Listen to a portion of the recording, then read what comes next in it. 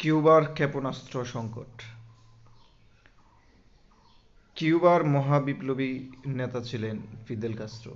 তিনি ফালগেন্সিও বাতিস্তার স্বৈরাচারী সরকারকে উৎখাত করে 1959 সালে কিউবা বিপ্লবের মাধ্যমে ক্ষমতা দখল করেন এবং তিনি প্রায় ৪৯ বছর ক্ষমতায় ছিলেন।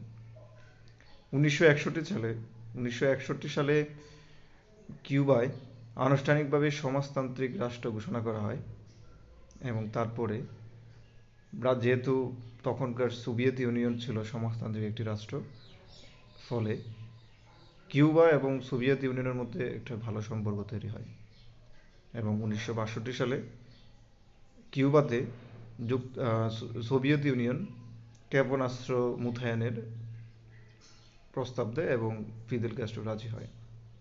যেহেতু কিউবা এবং মার্কিন যুক্তরাষ্ট্র ছিল কাছাকাছি দুটি রাষ্ট্র, ফলশ্রুতিতে তখনকার প্রেসিডেন্ট জন এফ কেনেডি সেটা ভালোভাবে নেয়নি এবং যেহেতু ক্ষেপণাস্ত্র হচ্ছে যুক্তরাষ্ট্রের একবারে সীমানার কাছাকাছিতে, ফলে একটা উত্তেজনা সৃষ্টি হয়।